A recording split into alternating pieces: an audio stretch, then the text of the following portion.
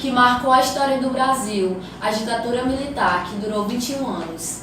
Bom, a ditadura militar foi um período que houve muita repressão, que muitas pessoas lutaram para ter mais liberdade e direito de expressão. Vamos passar para a repórter Rízia. Meu nome é Rízia e hoje nós estaremos com a nossa reportagem com o professor Reis. Professor Reis, o que o senhor sabe um pouco sobre a ditadura militar? Muito bem. A ditadura militar, ela foi um processo político, né, que iniciou praticamente na década de 60, nos anos 60, 1964, com a queda de um governo democrático, e foi assumido pelos militares no Brasil. Esse tipo de governo, ele impôs à sociedade brasileira, né, muitas regras novas de comportamentos, de visão política, com principalmente a proibição, né, de determinadas atitudes políticas, de organização social, esse tipo de coisa, colocando a nação brasileira, os cidadãos brasileiros, como dependentes do governo brasileiro, que eram os militares. Por isso que se chama ditadura militar. Como você vivenciou a ditadura militar? Olha, na época eu me lembro pouco, que eu nasci em 1962, a ditadura foi muito dura por volta do início dos anos 70. Eu era criança ainda, né, 8, 10 anos, só que ela durou até 1985. E na época eu já era jovem, né, estudava, e a gente tem muitas lembranças ruins, né, da época, exatamente dessa questão das privações das pessoas, né, das liberdades política, social, econômica e tudo, porque ninguém podia contrariar a ideologia do governo. Quando alguém tentava contrariar, através de uma organização comunitária, sindical, eram barrados, né? Eram presos, eram até expulsos do país. Muita gente chegou até a morrer também, porque eram muito agressivos, né? na sua ideologia. Muita gente morreu na época, muita gente foi preso, expulso do país. Até a arte, os artistas eram limitados nas suas capacidades. Tinha o que se chamava de censura. Tudo que você ia fazer passava por uma censura do governo. Aí eles liberavam se podia ou não podia ser realizada determinada coisa. A música, o teatro, as organizações sociais, os grupos sociais, tudo isso era limitado através da censura do governo, durante a ditadura militar. A ditadura militar teve alguma consequência na sua família? A nossa família, a gente sempre morou no interior, mesmo assim a gente sofria consequências porque a gente tinha também essas privações, né? Privação econômica, privação na liberdade religiosa, liberdade social, sindical. E mesmo sendo no interior, nós também tínhamos esses reflexos dentro da nossa família. Como eu já entendia muita coisa, era criança e passei a minha adolescência toda, até a juventude, a gente carrega muitas lembranças desse período, exatamente um período muito ruim para o Brasil e para os brasileiros. Muito obrigado, professor Reis. Agora iremos dar continuidade à nossa reportagem com a repórter Carol. Boa tarde, eu estou dando continuidade com a reportagem com o professor Brito. Bom, o senhor participou da ditadura militar por quantos anos? Veja, eu comecei a perceber o que realmente representava a ditadura militar na vida dos brasileiros a partir do momento que eu tinha 15 anos, 1973, 74. Como a ditadura foi até 1985, eu vivi, né, sentindo de perto esse drama da sociedade brasileira durante pelo menos 11 anos. E mais especificamente a partir de 79, quando eu fui residir em São Paulo. A sua família participou? A minha família não, porque ela sempre morou no interior, né? E as pessoas que moravam no interior, elas ficavam alheias desses problemas.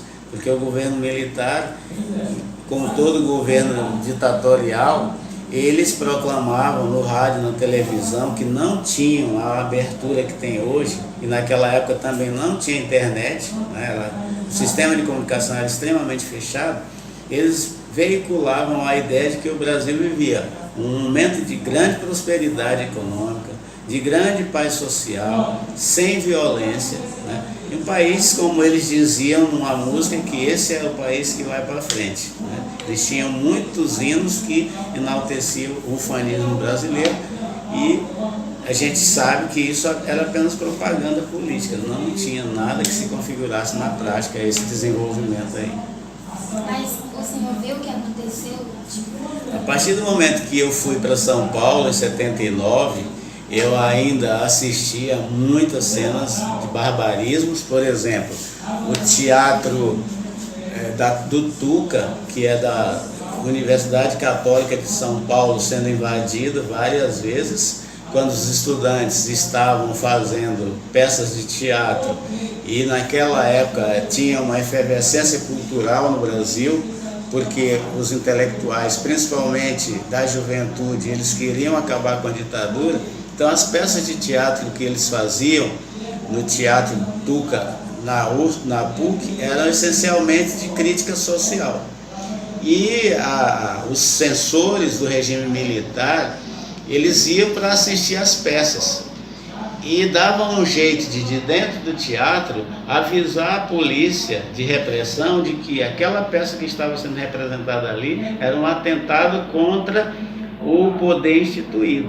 E de repente a polícia entrava e os estudantes que estavam na plateia e também na representação da peça tinham que sair correndo, mas muitos deles eram presos e alguns deles desapareceram, né? E o que se tem deles hoje é apenas uma lembrança ou nome numa lista de desaparecidos, e muitos deles o corpo sequer apareceu para as famílias fazerem enterro decente. Me conte um pouco do que o senhor lembra. Eu comecei a estudar na PUC nessa época, né, 81, ainda era um período de bastante efervescência política e cultural contra a ditadura, e nessa época o general João Batista Figueiredo já tinha substituído Ernesto Geisel, e ele começou a dizer que era um governo de abertura. Ele estava abrindo os porões do governo para conceder à nação brasileira a possibilidade de fazer uma eleição direta daí a 4 ou 5 anos, coisa que de fato aconteceu em 85. No entanto, de abertura política não tinha nada, porque ele continuava mandando caçar os inimigos do regime, né, aqueles que ele considerava como inimigos, e ainda muita gente foi assassinada. Nesse período, nós não podíamos nos reunir sem que tivéssemos uma autorização da Delegacia de Costumes. A Delegacia de Costumes era uma instituição criada associada ao DOI-COD, que era o órgão de representação de repressão do Exército. Então a Delegacia de Costumes era que dizia para nós a que horas nós iríamos começar a reunião, que horas nós iríamos terminar. Interessante, né, Ítalo? A gente vê o que essas pessoas passaram e vivenciaram naquele tempo. Agora iremos com nossa última reportagem com o nosso repórter Vitor. Boa tarde, hoje estamos aqui com o nosso professor de Biologia, Genário. E, professor Genário, para você, o que foi a ditadura militar naquela época? Boa tarde. A ditadura militar, sabemos que foi um período que foi até certo ponto complicado. Para muitos, bem complicado mesmo, que não teve bons resultados. Essa intervenção militar entre a sociedade brasileira. Mas cada história tem seu lado positivo e seu lado negativo. Foi um período que durou entre os anos de 1964 a 1985, onde as Forças Armadas dominavam a política brasileira. Para o senhor, assim, o que ela trouxe para o nosso país? Qual foi as bondades e as coisas mais ruins que ela trouxe para o nosso país. Como eu já disse no passado, aqui na pergunta anterior, para muitos foi só negatividade, só pontos negativos. Porque realmente as pessoas não tinham, de ruim que eu posso dizer aqui, que aconteceu, as pessoas não tinham como escolher seus governantes. Quem escolhia eram as Forças Armadas. Então cada presidente que aparecia era a indicação deles lá, das Forças Armadas. O povo não tinha acesso, só votava, mas eles não tinham acesso a essa escolha. Também acontecia que não podia se dizer qualquer coisa, ou se expressar, fazer uma greve, por exemplo, para melhores condições, porque eram reprimidos pelas Forças Armadas brasileiras, quem governava o país naquele tempo. Foi um momento de muita repressão e há histórias incríveis de pessoas que foram banidas do país, foram mandadas embora para poder salvar as suas vidas. Outras desapareceram, que nunca mais ninguém soube para onde foi, para onde elas foram. Até hoje se ouve histórias de pessoas que foram encontradas, que sumiram naquele tempo. Encontradas assim, os vestígios, a história do que aconteceu. E, enfim, os culpados são de vez em quando mostrados nos telejornais. Mas havia uma positividade ali, Jora. Havia muitas coisas positivas também. Por exemplo, hoje nós vivemos num país em que nós temos que conviver com uma política frouxa, uma política saturada, ou governantes que não são exemplos. São péssimos exemplos de liderança. E isso não acontecia no tempo da ditadura. O político não era como hoje, corrupto como hoje, tratava o povo como ninguém, como hoje trata. Naquele tempo era diferente. Então esse lado é um lado bom, pelo menos eu acho que era um lado bom. Para muitos até, que agora seria o caso também de haver outra intervenção militar. Outra ditadura, no caso, outra ditadura, para reprimir a situação que hoje está acontecendo no Congresso Nacional, na política brasileira. Mas não vem a ser o caso, essa situação como solução, porque o povo precisa participar, o povo precisa direcionar, escolher seus líderes políticos, coisa que não acontecia na ditadura lá. Se voltar a outra ditadura, não há como também nós escolhermos, porque parece até que a culpa é do povo, né? Não sabemos escolher, mas a questão é que a corrupção hoje no Brasil, em geral, fica até difícil saber em quem vota, coisa que seria reprimida pela ditadura. Mas não é uma boa ideia, porque nós vamos perder a vez e a voz. O lado bom, o lado ruim da ditadura, podemos então falar ou especificar assim, certo? Perderemos a liberdade se houver outra ditadura, assim como não tinha liberdade de expressão nesses 21 anos que passaram no período da ditadura. Sim, para o senhor, como foi uma das formas, assim, qual foi o tipo de intervenções que eles fizeram para poder acabar a ditadura militar? O povo teve uma participação muito especial nisso. Inclusive, quando eu nasci, no período da ditadura, em 1973, o presidente era Garrasto Azul de Médici, que foi um presidente militar, né, militarista da ditadura, era plena ditadura. E de lá de 73 até 85, passaram 12 anos desses 21 de ditadura, o povo então teve uma participação ativa para acabar com esse sistema de governo chamado ditadura militar. O povo pediu, foi para as ruas, lutou para ter vez, para ter voz, para escolher seus governantes, para participar das decisões das decisões importantes do Brasil, né, do país. Então, foi determinante a voz do povo, a manifestação do povo pedindo mudança no sistema político do Brasil. Isso foi conquistado com a chegada da direta já, no povo pedindo nas ruas que fosse diferente, mudasse aquela situação. Foi determinante isso. Apesar de que, por exemplo, na educação teve movimentos que passaram pelo tempo da ditadura que foi muito legal. Por exemplo, o Mobral, que foi um movimento brasileiro pela alfabetização do povo, foi um momento muito legal na ditadura, que inclusive a minha mãe, Maria dos Milagres, foi professora do Mobral naquele tempo.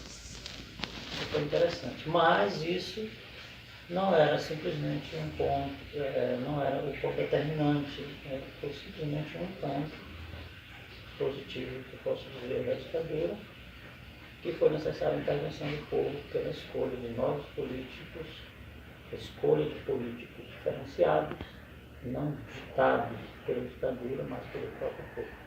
Ou seja, república é isso. Um país republicano, ele é um país livre, onde o povo participa. A participação do povo é muito, mas muito importante. Tá?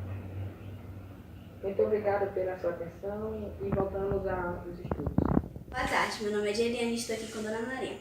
Eu queria saber da senhora o que a senhora vivenciou naquele tempo da ditadura militar, porque a senhora era professora, né? Eu quero saber o que aconteceu naquele momento com a senhora. Sim, apesar de eu lembrar de poucas coisas, porque já faz muito tempo, mas o que eu lembro está muito diferente do tempo hoje. Naquele tempo as coisas eram mais rígidas. Os governantes queriam, tudo era do jeito deles e tudo acontecia. Porque parece que eles tinham autoridade mesmo, né? Queriam do jeito deles. E acontecia do jeito deles. Digamos, se tinha uma sala de aula, ali o pagamento, às vezes não atrasava, né, o pagamento, mas era mixaria, coisinha pouca, não dava para nada. O que tinha de vantagem, porque os professores tinham direito, naquele tempo o nome não era INSS, né, hoje, né? Mas naquele tempo não, naquele tempo era INPS. Eu ainda tenho a carteirinha lá em casa, INPS. A gente tinha um direitozinho, digamos assim, quem ainda produzia, que nem eu tinha filho, tinha aquele direito, se quando a criança nascesse, tinha aquela natalidade, né, que a gente recebia, natalidade, o nome. Aí eu trabalhava pelo município pela manhã, no município de Vitória do Mearim, e à noite com os velhos em alfabetização pelo Mobral. Só que ele funcionava assim, 5 meses por ano. Começava em junho e terminava em outubro. No final de outubro, os alfabetizadores tinham direito em um rateio. Rateio quer dizer uma gratificação, né? Porque tudo era mais diferente, né, naquele tempo. Aí a gente ia atrás de receber, mas tinha que vir um documento para a gente preencher aquele documento, enviar para a prefeitura, envolvendo a prefeitura, né?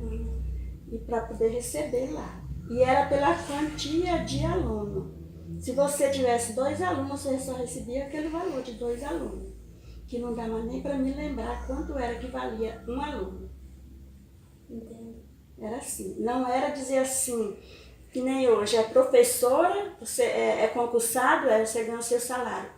Se você ir para o colégio hoje, no final do mês, você recebe o seu salário, mesmo que você tenha dado aula o mês todinho ou não, mas você recebe o seu salário, né? E naquele tempo não. Se você não tinha uma ficha preenchida com 30 alunos e você tinha só 5, você recebia o valor de 5. De 5 alunos é que você recebia. Isso pelo Mobral. E pelo município vinha merenda, muita merenda, vinha as panelas, umas panelonas, umas banheironas para fazer a comida, mas quando terminasse você tinha que devolver tudo. Você não ficava com nada dentro de casa não. Porque se você não devolvesse da primeira vez que eles vinham procurar, eles voltavam novamente para levar. E se não, ia descontar no seu salário, você tinha que pagar por aquele objeto, porque você deu fim. A senhora já recebeu algumas ameaças? Não recebi. Mas também, ó, trabalhei carteira assinada e o que aconteceu agora? Agora eu não recebi nada. Fui mais meu filho no Banco do Brasil, ver se eu tinha direito no PIS/PASEP, né? Do idoso que estava saindo, quem trabalhava. Cheguei lá, nem minha mão eu não encontrei. E ainda estou com minha carteira lá em casa, carteirinha assinada, alteração de salário, bem umas 2 vezes ou 3 vezes, mas não tive direito a nada. Quem sabe se não foi por causa do tempo da ditadura, né, não? Exatamente. A senhora consegue ver as diferenças, né, daquele tempo com Muito hoje? grande. Aconteceu nessas diferenças. A diferença é tão grande que mudou tudo, que agora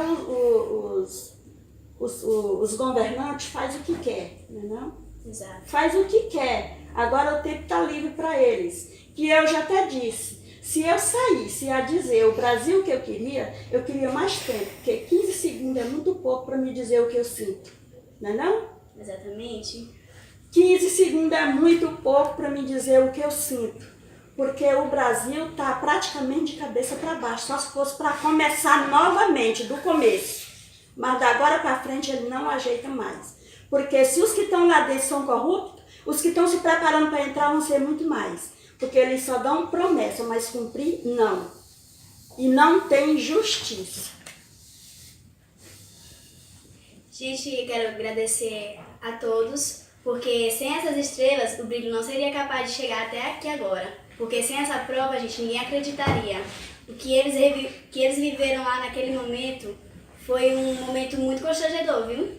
Para falar de hoje, então, obrigada muito. Eu vi um moço dizendo assim, o Brasil que eu quero é que os governantes que estão lá dentro tomem vergonha na cara e cumpram com as coisas direitinho com os brasileiros, para eles poderem acreditar.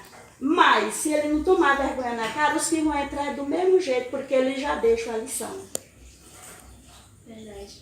E é o que eu digo também.